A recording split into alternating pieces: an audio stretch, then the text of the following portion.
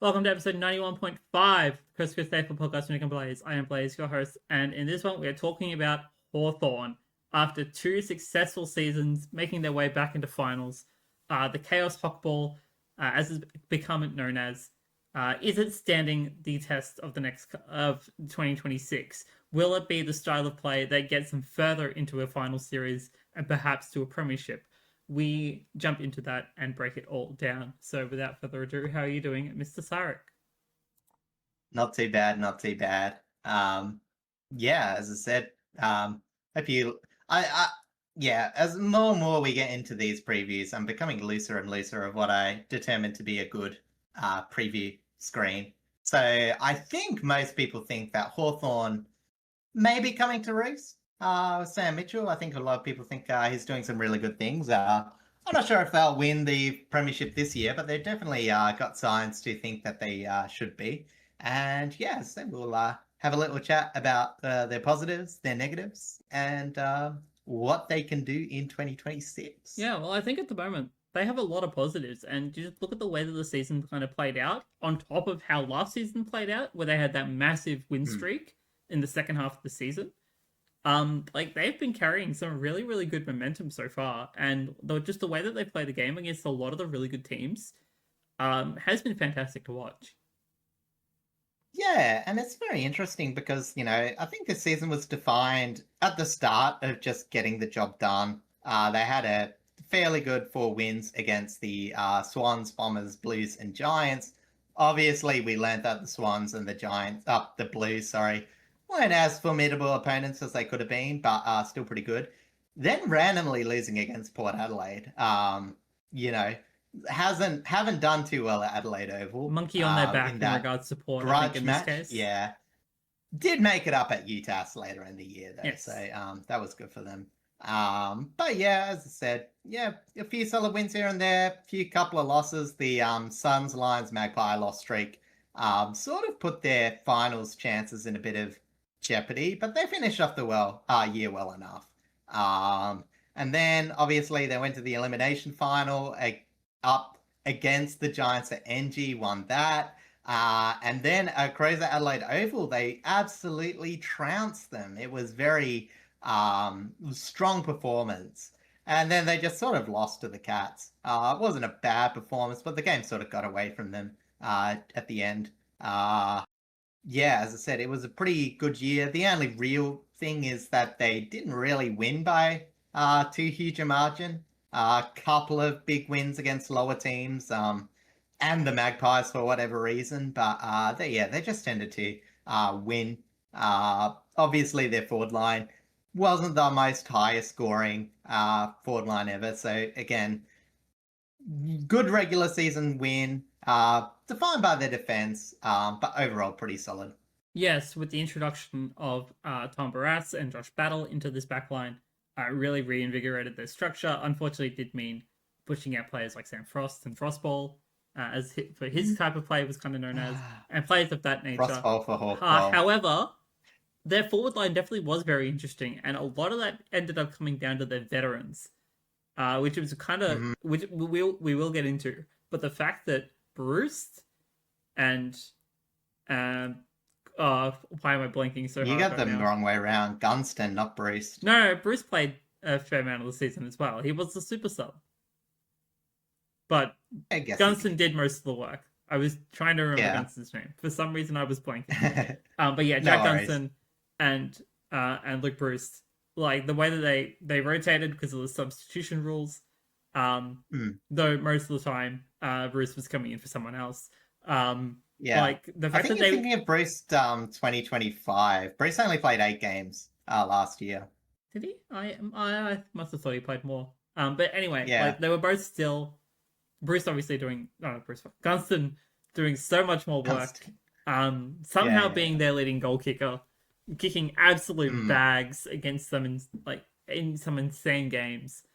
And then Bruce coming in every now and then as a sub and still having some very huge lethality in the forward line.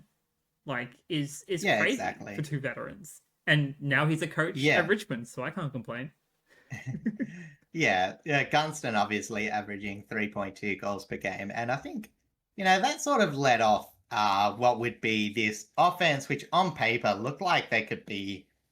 You wouldn't argue to see, like, if you gave all the lists of this majority of played offenses, I would have thought that this would be a bottom 6 team, and they had mainly top-ish outputs. So going through the offensive stats, their goals per game, 13.2, which is 6th in the league. Inside 50 is 52.9, which is 8th in the league. So they weren't even a bulk offense, but they also managed goals per inside 50, 24.9, which is 6th in the league. Change score was a bit lower, 20.8, which is tied 9th in the league. But you talk about Gunston and his I think it was 3.3 marks per game or something ridiculous like that inside 50. 5.2 marks overall, 3.3 inside 50. Led them to have the third most marks inside 50 at 13.8 and the second highest mark inside 50 rate at 26.1. Mm-hmm. Inside 50 retention rate was also solid enough, which is 48.6, tied 6th in the league. Tackles inside 50 still put a lot of pressure in the ground. Your Nick Watsons were putting a lot of pressure. Your Cam McDonald's put on a bit. 11.7 per game, which is tied 4th in the league. Offensive 101% win rate, 29, which is 5th in the league. But they didn't go to too many offensive 1-on-1 contests, 10.9, which is 10th in the league. And despite their small forward fleet, their 450 ground ball gets were a bit lacking. 14.4, which is 11th in the league. So overall, though, from what their list is, I would say a fantastic output. Yeah, absolutely. Again, as we just mentioned, like Gunston stepping up massively, and leading this young forward line is huge. The fact that they still didn't really have Mitch Lewis or Will Day out there for a lot of the season, here and there, definitely didn't really help their numbers, but in some areas at least. But like Mabi Ochol had a better season. Cal Shadir coming back definitely helped them out a lot. Ginnivan having a fantastic season, Watson having a fantastic season. It's surprisingly well-rounded, despite some injury woes here and there, and struggling to fill some of the holes. Yeah, and I think too, it's when you have such reliable, I think their link-up players were very solid. Like Dylan Moore was absolutely fantastic. Not quite as good as his year before, but still managed to have a lot of direct link up with players. Agreed. And that sort of allowed someone like a Jack Ginnivan to go in the middle a bit more. I think he attended I think at the end of the day it was about 20% of centre bounces. Oh no, a bit less than that. Oh wait, you know what? Wait, who am I talking about? Ginnivan. Anyway, yeah. Sorry, Nick Watson attended more centre bounces. He ended up at 5.5. Oh yeah. So as I said, they were allowed to tinker around a bit. So even though they were fairly lean on A-grade players in their forward line, they still managed to make it work and still had enough flexibility to do what they want at any given time. So overall, give it a pass mark. Their defense, though, what they're known for, and arguably one of the best in the league, if not the best. Goals against per game, 10.8, which is third in the league. Opposition goals per inside 50, 20.9, which is third in the league. Opposition change to score, 18.7, third in the league. Mm-hmm. Defensive 1-on-1 loss rate, no surprises with the big timber that they brought in, 22.7, which is first in the league. Obviously, with these stats, you want a lower loss rate, which is, that's a good thing. So defensive 1-on-1s, 11.3, which is 8th in the league. Opposition accuracy was restricted to 44.9%, which is third in the league. Opposition X-score per shot, which is the expected return from any given shot, was 3.16 points, which is tied third in the league. Opposition marks inside 50, inside 50, I should say, 9 per game, which is first in the league. Opposition mark inside 50 rate 17.5, which is first in the league. It was very hard to mark against these Hawthorn Hawks, and you weren't getting that good a shot, even if you did. Yeah, that's right. They were extremely well set up defensively, and as we just said, bringing in Barras and Battle made such a huge difference in that regard. That's why they were brought in, is because we looked at this before they were recruited. Their one-on-one rates were horrible. Not the worst in the league by any standard, but they were not where I think Hawthorn wanted them to be. And that's why I think they were mediocre. actually have a look at that because I can. But yeah, they definitely weren't nearly they were as definitely good more as, middle of the pack, maybe pushing a little bit lower. Yeah. Because I think Hawthorn at the time liked to play a little bit more fluid. Yeah, exactly. But bringing in defenders who are really good at one-on-ones, really good at rebounds, made that huge difference. Yeah. Anyway, they're actually second in terms of defending one-on-ones last year. Oh, I was more meaning 2024. Oh no, we are looking at 2024.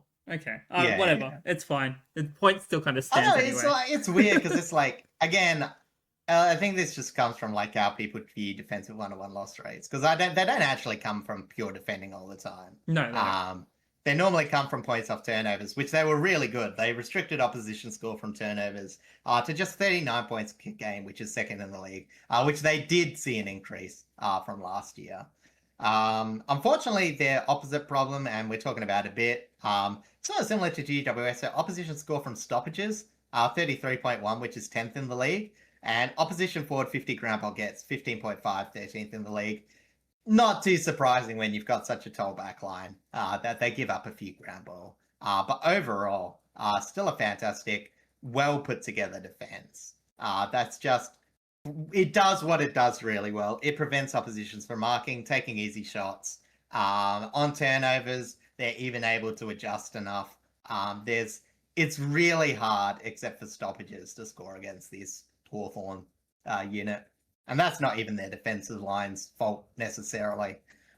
Yeah, no, it's not entirely. Like, that kind of comes across both the defense and the midfield kind of defensive structure in terms of that sort of stuff. Yeah, so we'll talk about the movement because, again, like, despite the clearances, like we talked about this a bit last year, which, you know, they're a good team, but with one big problem. So time of possession differential, they have 3.5% more time than their opponent, second in the league. Disposal differential, fantastic, 22, second in the league. Meter differential, 277 meters, which is third in the league. Clanger differential, 4.5 loss, which is second in the league. Obviously, you want less clangers than your opponent. Turnover differential, 2.5 loss, which is third in the league. But despite that, they're great at generating the turnover, but they do commit a lot of turnovers themselves. 65.5, which is 16th in the league, which I think is sort of one of the reasons that they have such a poor inside 50 differential. 1.5, which is 10th in the league. So basically what we're looking at here is a team that moves the ball forward, is pretty good at being more efficient than their opponent. But sort of like GWS, there's still like a bit of grit that just makes it, yeah, they force their opponents into errors, but it does take away from some of their clean ball movement.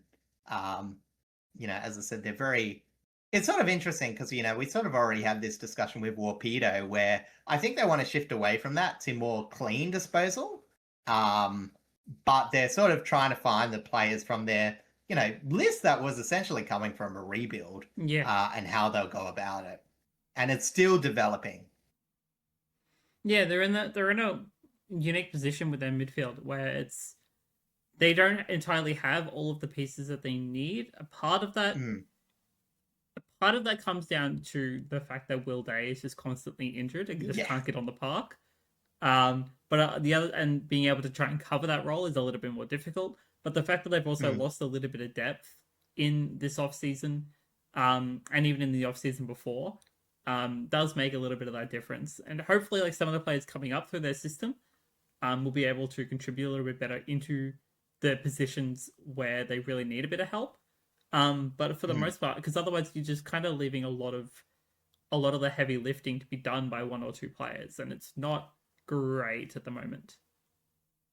Yeah, and honestly, like, it's one of those things where it's still, like, on paper well-rounded, and, like, you know, you say what you will about, and we're going to talk about clearance in a moment, but, like, players like Harry Morrison, Josh Ward, still provided a lot to their midfield. James Warple played, like, 21 games, and he got numbers, but, you know, I think those are the sort of players that they're going to inch towards, and why they were so okay with letting Warple go. But as I said, like, their bulk inside midfield players, being Connor Nash and Jai Newcomb, are just a bit more ball getting than clean disposal at time. Agreed. All right. So we will talk about the clearances, which is like one of the areas that they really, really struggle with. Clearance differential, 2.7 loss, 16th in the league. First possession differential, 2.4 loss, 13th in the league. First possession to clearance rate, 73.5, which is 12th in the league. It was a bit of a struggle, and this is where they lost a lot of, leaked a lot of score from stoppages, leaked a lot inside 50s, got the opposition on the front foot a fair few times. And we saw games where, against some of the more, front half dominant teams, they sort of struggled a bit more. As said, I think that's why they sort of liked Adelaide, who didn't have that as a strength, why they were able to beat them so convincingly. Then Geelong, which is sort of a bit hybrid, sort of in between, not always wanting first clearance, but very good at using it when they did get it. As said, they end up running away with that game. So, yeah, a bit of a pain there. You hope for some growth, but again, very young forward line, midfield, so they should patch up a bit there. But overall, still great in the air. Mark differential 7.1, tied 5th in the league. Intercept mark differential is one of their biggest strengths, 2.5, tied 2nd in the league. A lot to do with their backline, but even up the ground, they have a few good players that just cut off football. It made opposition deep half movement very hard. Their opposition D50 to forward 50, 20.9%, which is 3rd in the league. Opposition's D half to forward 50, 29.2, which is 3rd in the league. So hard to move the ball against. But, just the way that they're styled, that they're not really a ground pressure team. They tend to put more emphasis on the kick target than the kicker, and their tackle differential is a 4.3 loss, which is tied 4th. Should be tied. Was it 18th, 17th, 16th, 15th? Tied 15th in the league. I have to do that whenever I, go backwards. But hey, I can't work whatever works, right? Yeah. So again, overall though, pretty fantastic profile. Just small improvements from last year, especially offensively. Still have that issue with the clearances in the middle, but overall they've got a very healthy offense generation from movement, and they disrupt enough of opposition to where, in the most part, they just need what to be done. It's just that one glaring weakness with the clearances. Yeah, like they struggle really much, and you just kind of talked about this. It's the fact that they struggle really much in terms of getting that first possession, in terms of getting that clearance. But when they're able to get that turnover, even though they do struggle a little bit with turnovers themselves, when they're able to get a turnover and play a bit more of that chaos, they thrive, and that's why they're so good at having high meter differentials, having high disposal differentials. And honestly, I think if they had a bit more total presence to even polish off their work, they would have been they were technically a top 6 in terms of score from turnover. I didn't put any of them because they were all 6, 6, 6, 6. Yeah.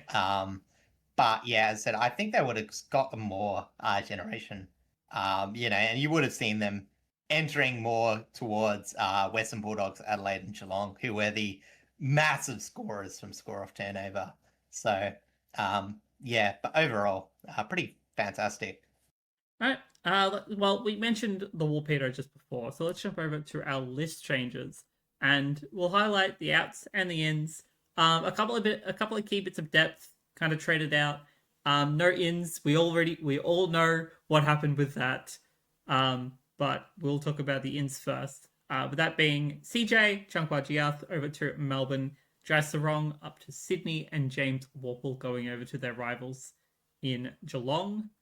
The listings: Seamus Mitchell, Sam Frost, RIP Frostball, and Jasper Scaife. And then obviously Luke Bruce with his retirement after a nasty injury in the VFL. Sam Frost is retired as well, isn't he? Didn't we do a breakdown on him? Possibly. I can't remember, actually. Oh, well. I won't put it in the PowerPoint. I don't want to will it into existence. So I want to see a Sam Frost. I think he did retire, but I can't confirm that right now. Yeah. Anyway. So key bits of depth. Yeah, and especially that defense. It's very hard to break into. So GF takes his skill sets to Melbourne, and Jai Sarong, who was, a tallish defender that was developing. He'll go to Sydney where they're really lacking in that department. Might find a bit more time for himself. But overall, as I mentioned, James Worpel in the Geelong analysis, really good player for when he came into the league and did what was needed for Hawthorn. But I think Hawthorn are trying to move away. Like, I think Sam Mitchell likes a lot cleaner disposal. Again, that might just be biased from the way he played. But again, I think they're sort of edging towards, with the players that they're sort of favoured and put into the inside midfield, is just, a dirty in a good way. Midfielder like James Worpel just needs to take his services elsewhere. Yeah, absolutely. Sometimes that's just the nature of the AFL. For the ins, no one from free agency or trade. We all know the story of how they tried to get Zach Merritt out of Essendon. Did not go to plan. So there's a whole lot of stuff going on off field in regards to that. But they did bring in some fairly talented draft players. Cameron Nunn at pick 20, Aiden Schubert at pick 23, Jack Dalton at pick 34, Matthew LeRae at pick 56, and Ollie Greaves via the rookie draft. Yeah, and it's sort of like, I think Hawthorn have been good to, still introduce a lot of their young players have hit the park. They've got a handful of zero gamers. But as I said, it keeps their depth going. They're able to experiment a bit more with who they have as their lower end of their best 22, who they, I won't say is bad, but, so they're still trying to work out a few little spots here and there. And, as I said, I think they've got the structure right. It's just doing those little bits to get healthy. Keep their list healthy, I should say. Yeah, pretty much. They've got some good bit of depth. Injuries aside, hopefully not too many in this season. But hopefully they'll be able to blood some new talent and just kind of see where their younger players are sitting at. Yeah, exactly. So we'll jump over now to our important players, and of course I started with Josh Battle. After a very, very impressive 2025 coming over from St Kilda, Battle's work rate alongside fellow recruit Tom Barras has been fantastic. He had 168 intercepts, which was the sixth most in the entire league, but can tidy up on his intercept marks and spoils as well. Yeah, and as I said, it's just like they play a very aggressive game, but, it's also, I think also, as we saw, and it's what I was a bit critical on last year. It's like, how much do you actually increase your defense? And I think the output from Hawthorn 2025 did improve like a bit, but it was already a pretty solid defense. So, even though like Barras and Battle had really good output, you saw Scrimshaw, who was borderline All-Australian the year before, take more of a lesser role. Sicily just bobbed up here and there. So as I said, it's very interesting because, as I said, it's very rare for a team with so much talent to just change who they run the defense through. And yet Josh Battle, you would run a defense through him because he's so good. I would say even better than he was at St Kilda. I was a bit surprised at how much he actually improved. And he was already a pretty solid player there. Yeah, like the fact that, and we'll talk about this when we get to the St Kilda episode, but like the fact that St Kilda's defense took a lot longer to kind of figure out what it was without Battle is really a key testament to how important Josh Battle was to them and how important he has become to Hawthorn.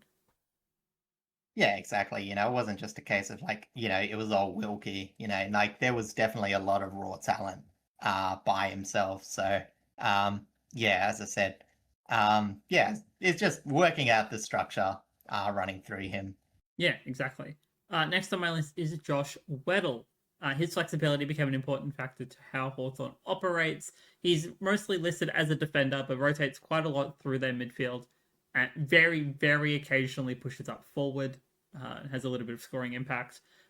He played very well in the final series, despite missing 2 months of footy prior to that with injury, and looks to hopefully have a much more healthy 2026 season. Yeah, exactly. And, it's sort of interesting because, as I said, like, he is a defender, and he has gone up forward. He ended up with, I think he's Josh Weddle 9 goals for the year, which is not too bad. There was a time where he was actually one of the more efficient forwards, where he played like the first 3 or 4 games of the year. But he just provides so much pace, and you know what I mean. Like sometimes when you play so tall, you can get exposed as like a slow lineup. But as I said, Josh Weddle, that pace, he can still defend relatively well, even though he's more of an attacker. But he just opens so much. So not only do you have to be smart as a forward because you want to create chances, you don't want your chances to then turn into a Josh Weddle play from halfback because then you can get burnt the other way. So yeah, as I said, very important player. Very, very flexible. And yes, I just love watching his hair fly when he goes for a run down the wings. It is very entertaining. And last on my part of the list is Lloyd Meek. With the centre bounce gone, it'll be very interesting to see how the ruck game changes with just ball ups, how ruck opponents kind of size each other up when they kind of go for the jump into the middle kind of thing. I don't know how to describe it. Meek being one of the better rucks to watch over the past 2 seasons. This will be a very big season, I think, for him, in just terms of watching how the ruck craft kind of changes.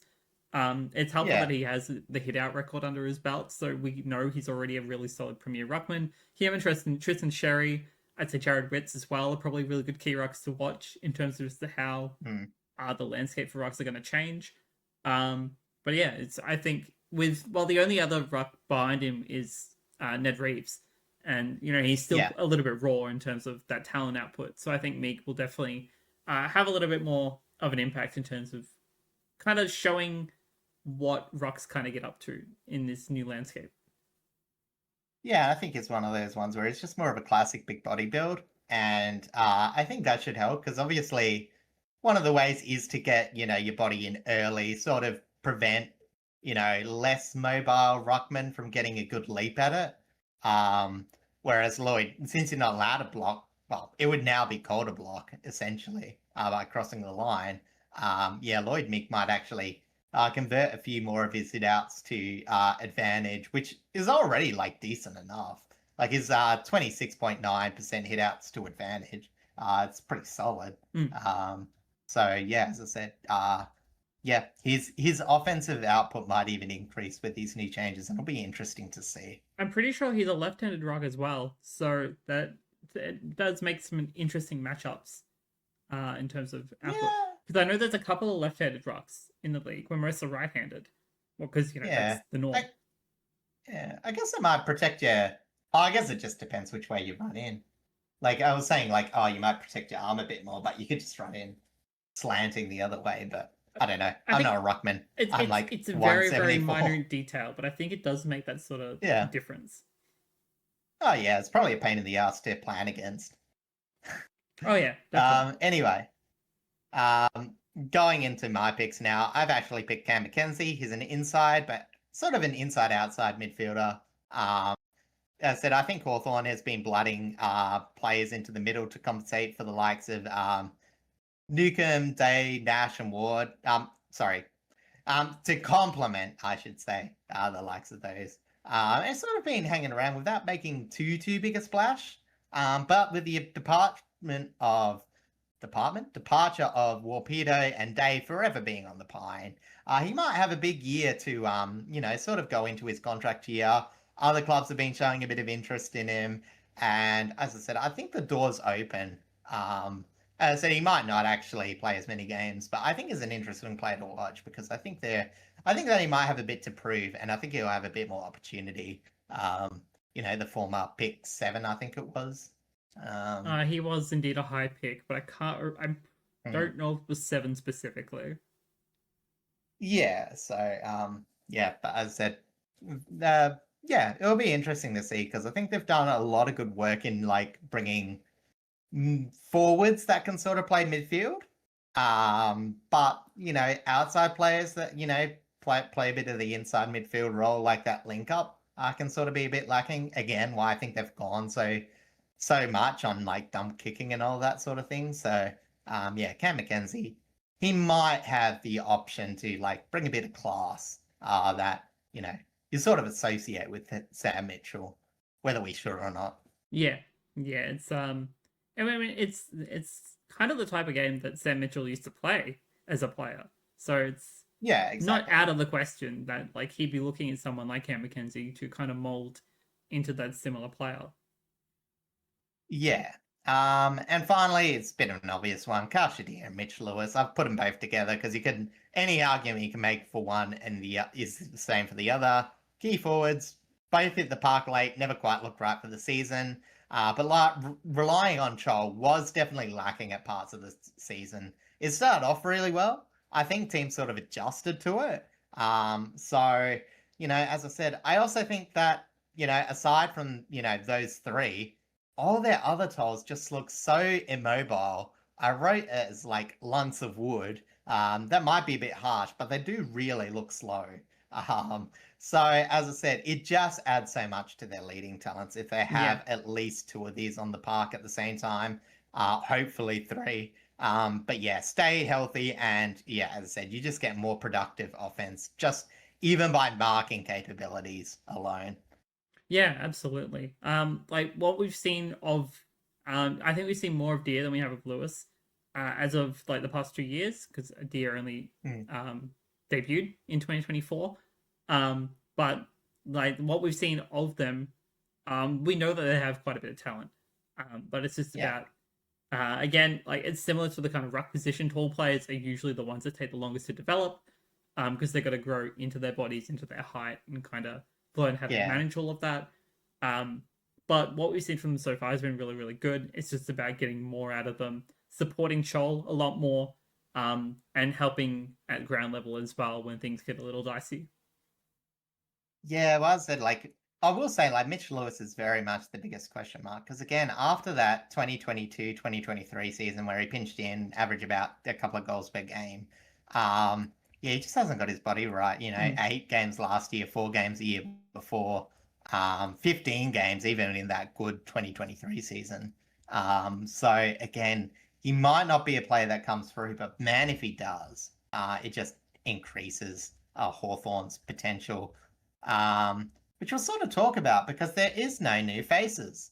I mean, there is in the draft, but we don't normally tend to highlight them. Yeah, when it comes to new faces, we look at the ones that come in via free agency or like the trade period because they're notable players, and we talk about like how they factor in to the current structure and things of that nature.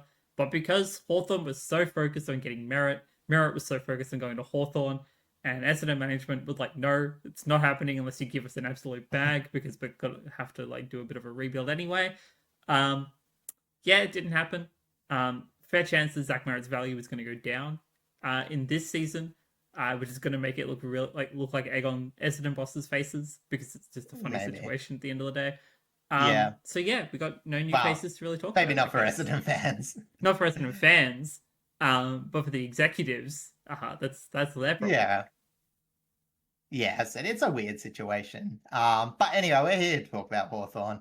And as I said, like, my reasons for optimism, and I think they're as solidly built as you can get with a really young team. Because again, like the teams we've talked about before, in Gold Coast and GWS, they're actually fairly young as well. They're 24.3, which is equal 10th oldest. I think they share that with Gold Coast, which we talked about earlier. Yes. And their average games is 71.4, which is the 12th most experienced on the list.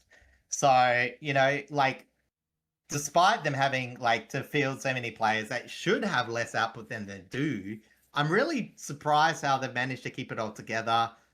They did lose a fair few players for chunks of the season, but it didn't seem to worry them that much. And I think they just have so much room for growth on an already pretty solid foundation. Yeah, I completely agree. The fact that like they thrive on chaos, all of their players seem to do, and it just really helps them in terms of if they're missing a key player, it doesn't actually matter all that much because their output is still relatively the same. The fact that they've also now had a couple of years with finals, this young team, they've become really well structured in terms of how to handle that finals pressure, for one. And they're still having some fantastic games during the regular season. I think they can very much continue vying for that top 8 spot, to those top 8 spots. Yeah, exactly. Yeah, as I said, I just have a lot of respect for what Sam Mitchell's doing for Hawthorn. Even though they really had a bit of blowback, just like in terms of vibes, where like, oh, maybe they're a bit ahead of themselves or whatever. But as I said, like 2024 was like the Hawk Bowl year, whereas I think 2025 was like, yeah, we're still going to play with excitement, but we've got actually a lot of maturity to us, and I'm really glad that they were able to prove that. And I think a lot of that actually comes from Ginnivan. Like, I point him out specifically because you look at how he was. Like, he's a young player. But like when he was at Collingwood and when he first joined Hawthorn, he was very immature in some aspects. But like especially his goal celebrations and things of that nature, they were a lot worse than what they are now.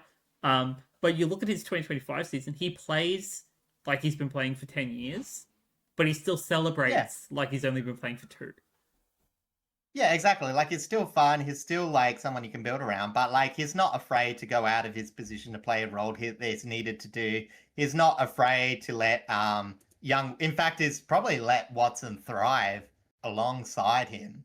Like, he loves the fact that he's in and around. He's sort of taken him under his wing, which, as I said, you don't necessarily expect that from a player like Jack Ginnivan. But, as I said, he was able to provide that. So, again... I think that just comes from system. I think the best leaders create leaders in the team. Yeah, agreed. And I think that's just a credit to Sam Mitchell's coaching and their coaching staff in general. But yeah, as I said, it's a very good point that you make. Yeah, absolutely. But however... Yeah, to balance it all out, reasons for pessimism, and it's not too surprising what we talked about. Their midfield continues to be a source of pain. Newcomb just shoulders too much of the ball, winning burden in that central midfield group. Despite the talent that there is, with no additions to the team, they have to look internally to fill those holes that they've been struggling for a good half decade to cover now. Like, this is a systematic problem with their list development that just hasn't been solved. Yeah. And I'm not sure will exactly this season. And I think that's why they tried to really vie for a player like Merritt, because he fits. Yeah. He literally fits the role that they need filled. Like, that's the simplest answer for it.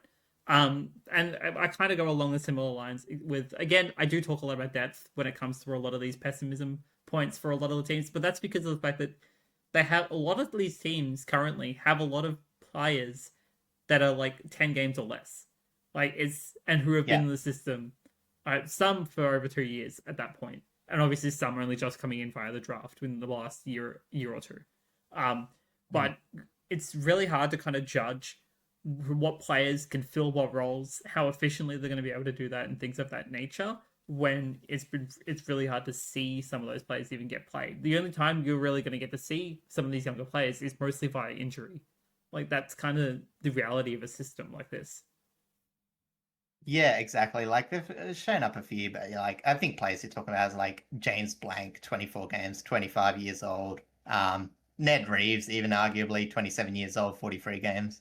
Finn Magnuson, 24 years old, 58 games. Although better. Magnuson has kind of... McGuinness has kind of come into play a lot better more games recently. So he's gotten a lot better. I think he matters. No, okay, yeah. But either way, as I said, like, while, as I said, like, I think you're right, like, it's very much they're coming from a period of very bad list management, or like probably less than they would like, because they're drafting post the the three-peat was pretty very hit or miss. Yeah, agreed. And the sort of, over the last few years, it's been a bit better. They tend to rely on draft picks, but, they've just found a bit more younger talent. But yeah, as I said, it does open up a bit of avenue. I just trust Hawthorn a bit more than other teams to bring in these players to still play I think Sam Mitchell and his current list management team have a lot better eye in terms of talent. Yeah. In terms of what they specifically are after in some areas, especially when they're looking for, planning for the future, things of that nature. So I do have some faith, but there's still no real guarantees that, like, if they lose at like one or two big players to injury, it's gonna be possibly real dire. We can't really see all that much. Yeah. I'd only say it's like Newcomb would like send him into the dire straits. If they lost Newcomb and Weddle at the same time, that'd be horrific, honestly. Yeah, it's like their best inside and their best halfback generator. Yeah. Anyway, we'll go to the verdict instead of like making up reasons Hawthorn can crash and burn. Again, I give them a lot of credit for 2025. I think it was a tough season for them. They still made prelims. I think that they did technically take a step back in terms of like it wasn't as flashy as the year before. And a few people was like, oh, they're going to make top 4. But I actually think that this was a season where like they actually did, they had growth while still, shouldering a bit more ups and downs of the season. As I said, they show they can still develop players at a pretty high rate after, as I said, that pretty bad run of player development. And honestly, it seems to me that's like an imperfect team that finds a way to execute when it matters. And that imperfection makes me think that they're not going to finish top 2. But I really think that they're more of a top 4 candidate. I know I've put a lot of teams in that third. I think I will have Hawthorn making the top 4. And I don't think they'll miss finals at all. I think they've put 7th. I think they've shown that they've got enough fortitude to just make finals. I wouldn't expect them not to. Yeah, I expect them to very much make finals in 2026. It would be awesome to see them make top 4. It's a very, very low chance considering where some of the other teams are currently sitting, at least in terms of like their growth and things of that nature. But still got 6 months to find out, 7 months to find out. I definitely do see them making finals, so I could see them also going back to another prelim, which would be really, really good for their development still. But yeah, I agree in the fact that they are an imperfect team that just finds a way to make it work.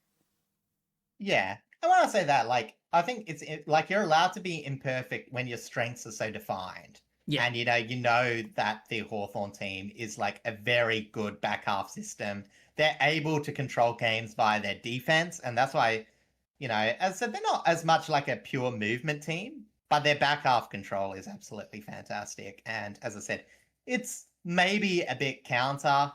It means that they might have some funny matchups when it comes to the final series. I don't know how much that stacks up against teams like Brisbane that tend to just dominate you out of the stoppages. Another team might be, here's the other one, Western Bulldogs even, if they end up having a positive 2026. But as I said, I think that they're an interesting team. They're a fun team to watch, and I'm very excited to see how they play in 2025. 2026. Whatever year we're in. 2026. It's going to be very, very awesome to see how they develop, whether their forward line structure will be a lot more improved, and Jack Dunstan doesn't have to do everything. Again, big factor being their midfield, but fingers crossed Will Day can finally catch a break and actually play some footy. But we shall see. But that does bring us to the end of the Hawthorn episode of the Preseason Analysis series. So thank you all so much for liking, commenting, subscribing, and just coming to hang out with us this week. Next episode will be on a Friday, and it would be Melbourne, with North Melbourne following not far behind them. That's going to be really interesting to talk about because Melbourne just have a brand new coach. They just lost a lot of depth and veterancy. Being obviously Oliver and Petrarca being the two main ones, which we literally just discussed in the Gold Coast and the GWS episodes. So that'll be really interesting to tackle. But yeah, we're looking forward to it. And that does bring us to me trying to wind this down in a natural manner, and I cannot think of the way to do it. So I'm just going to go... It's hard. Like, we've done 3 outros already. Like, it's hard to do it for the 3rd time. Sometimes my brain just kind of gets, like, messed up and like, I don't know where I'm going with this. But go check out socials and things of that nature. And we will see you all next time. Until then, take care.